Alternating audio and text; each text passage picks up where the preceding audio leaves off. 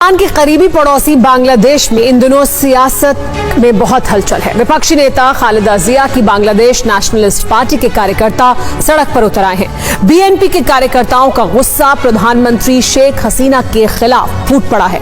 उनके इस्तीफे की मांग हो रही है, लेकिन ऐसा क्यों, क्या है वजह और प्रदर्शन किस स्तर पर हो रहा है? देखिए ढाका में छिड़े संग्राम पर यह खास रिपोर्ट। ये हिंदुस्तान का वो पड़ोसी देश है जिसकी आजादी में सबसे बड़ा योगदान भारत का रहा है, बांग्लादेश।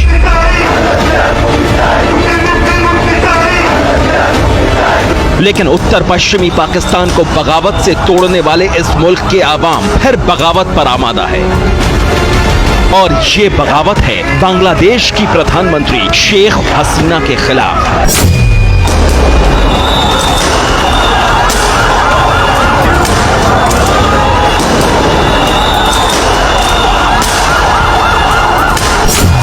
बगावत करने वाले इन प्रदर्शनकारियों का गुस्सा सत्ता विरोधी है, लिहाजा जाहिर है कि विरोध आम लोग नहीं कर रहे, बल्कि ये विरोध कर रहे हैं शेख हसीना की विरोधी खालिदा जिया की बांग्लादेश नेशनल पार्टी के कार्यकर्ता, जिन्हें संभाल पाना बांग्लादेश पुलिस के लिए हर दिन मुश्किल होता जा रहा है। सरकार का विरोध जारी, सड़कों पर प्रदर्शनकारी।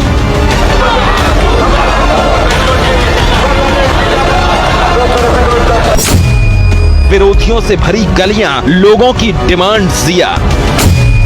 ढाका में बुलंद आवाज, बदलो तख्तो-ताज। शनिवार को ढाका में शुरू हुआ ये प्रोटेस्ट एक ही दिन बाद देशव्यापी हो गया। विपक्षी नेता खालिदा जिया की बांग्लादेश नेशनलिस्ट पार्टी के कार्यकर्ताओं का हुजूम देखते ही देखते जनसैलाब में बदल गया।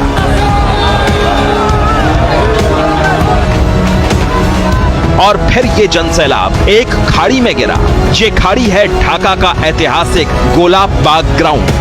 ये वो जगह है जहां शेख हसीना सरकार के खिलाफ प्रदर्शन करने वालों का हुजूम उमड़ पड़ा, जहां पैर रखने की भी जगह नहीं बची, जहां शेख हसीना सरकार के खिलाफ प्रदर्शनकारी नारे लगाते रहे, पीएम शेख हसीना के इस्तीफे की मांग करते रहे।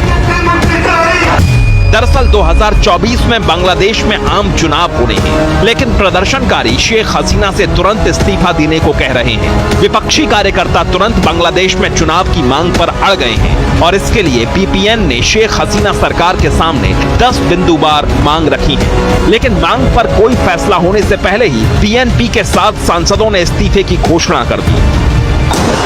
असल में इस तरह के प्रदर्शन की न तो हसीना सरकार को उम्मीद थी, न ही बीएनपी के सांसदों को इस तरह की उग्रता की उम्मीद थी। लेकिन उम्मीद से परे जो हुआ उसके पीछे भी हसीना सरकार की पाबंदियों को ही कारण माना जा रहा है। ऐसा क्यों, इसे भी समझ लीजिए।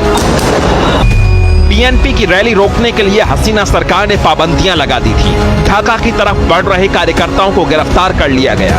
हजारों प्रदर्शनकारी कार्यकर्ताओं को जेल में डाल दिया गया। आगे बढ़ने वाले विरोधियों पर आंसू गैस और रबर के बुलेट्स दागे गए। नतीजा, न तो प्रदर्शनकारी रुके, न ही हसीना सरकार की सख्तियों का प्रदर्शनकारियों पर असर पड़ा। उल्टा प्रदर्शन और भी ज्यादा उग्र हो गया।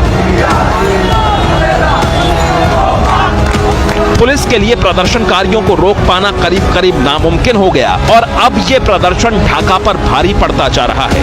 यही वजह है कि एक तरफ प्रधानमंत्री शेख हसीना की सिक्योरिटी बढ़ा दी गई है, तो दूसरी तरफ बीएनपी प्रमुख खालिदा जिया के घर के बाहर भी सख्त पहरा लगा दिया गया है और प्रदर्शनकारियों की उग्रता लगातार बढ़ती जा रही है।